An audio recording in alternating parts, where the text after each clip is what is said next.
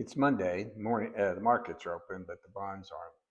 But before we start, I want to say thank you to a commentator who reached out to me, DM me, and told me that another person is mirroring my account.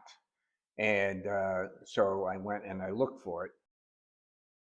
As you can see up here, that's me on the top. All things financial zero. Okay. And I have 15,800 followers, 103,000 likes. The gentleman under me, whoever it is, read it very carefully. It's ALI Things Financial with no zero. Believe it or not, it's stunning to me. He has 52,400 followers and 145,000 likes. The channel is an absolute mirror of my channel. Now, I blocked it. I've reported it. The last time when I first started on this site, someone did this to me. I reported it, and basically I was shut out for 3 months. So I'm a little worried that I did report this because what they do is they then report me and they say, no, he's the fake. And so then 3 months goes by before they come in and fix this. So if you're on ALI Things Financial, I'm asking you to come over here and follow me on All Things Financial Zero. And if there really is 52,000 people over there, it would be very, very nice if you came over to see me.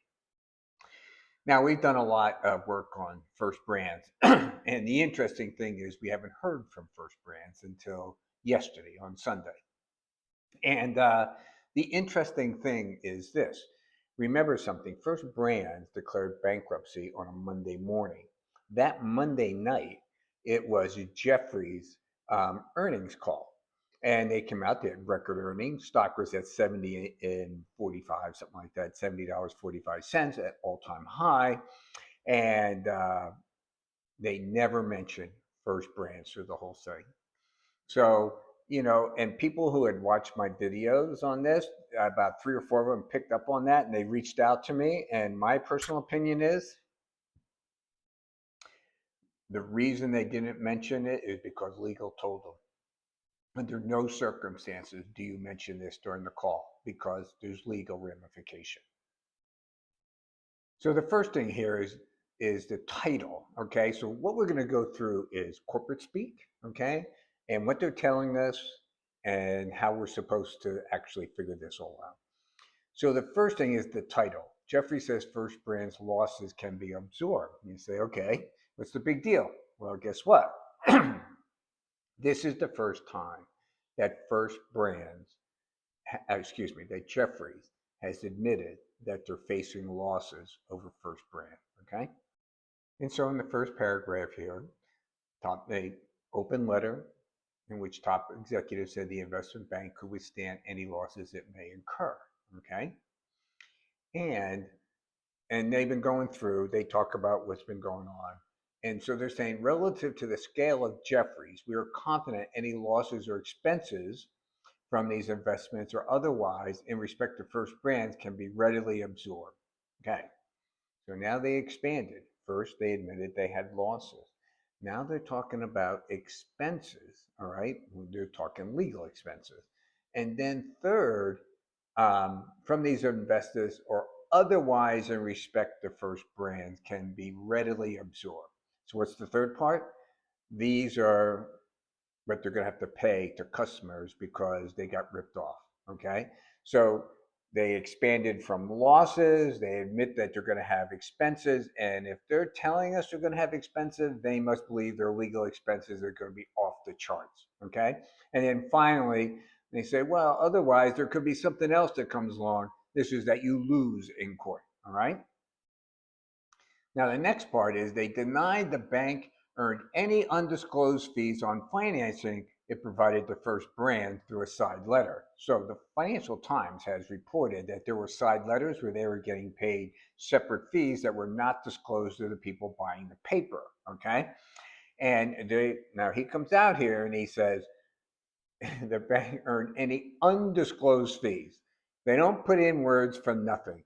So they're saying that They denied that there are undisclosed fees, meaning there were fees and they believe they were disclosed. All right.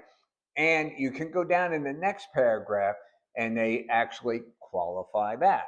They say, furthermore, it was disclosed to all first and lien, second lien lenders to first brands.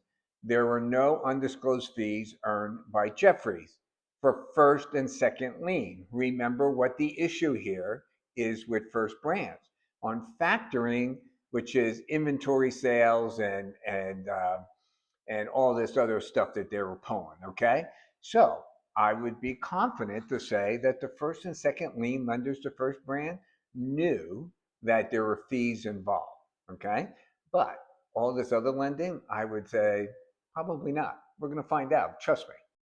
And you can see here that they say that the Financial Times has reported on that and have may have violated terms of their own credit agreement with the bankrupt car parts company. So they were about a 14, 15 billion. I think when I looked, it was like 13 billion. Now it's like $11 billion company. We already know that it seems, reading through, everyone seems to have settled that there's about 12 billion in losses now. Remember, First Brands had 5.9 billion in debt, first and second lien. So let's put that as like quote unquote legitimate. So then the difference between 6 and 12 is 6 billion. Where's the 6 billion? Who did it? We already know one where 2.3 billion was transferred in the first into Jefferies. They don't know where it is. 2.3 billion. There's zero in the account. So the real question that you should be asking yourself is, are there losses significant enough to make first Jeffries go belly up because they have to pay it off? We won't know that for a while. Okay, it's just too hard to tell because we don't know if this is going to impair their other businesses. Because if they did lie about these fees, there's a lot of stuff that you can get away with on Wall Street. But I would argue that this one is like, the bridge too far. And if Jeffries did this, who's going to trust them in the future, right? And as one guy put it out over the weekend, he's saying it's like having a mortgage on a house and then you have 8 other banks mortgage it. This is what they did, quote unquote. That's somebody else's quote, not mine. All right. So they're saying that once the truth is known, Jeffrey stock will go back up.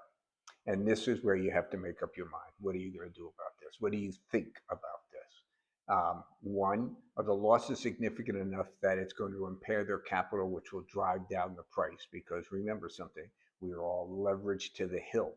And if First Brands takes like a $2 billion hit out of the 6 billion or more, their stock price is certainly not going to be anywhere near it is today. And it's certainly not going to be going up. So when news releases come out, it's important that you read each and every word because I will guarantee you, I used to hang around with a guy who used to actually release our news releases. Every word is gone over. There are no mistakes. They then drill it into the heads of the executives. So someone asks them a question, how do you do it? So they go through all the questions because they want you to know they have to legally tell you, but they want to tell you in a way that you have to figure it out. So what do you think is going to happen to Jefferies? Is it going to go back up? Is it going to be impaired and trade down? Or is it going to go bankrupt? Tell me in the comments, like and follow. And if you're on ALI Things Financial, please come over here and watch me. Thank you very much.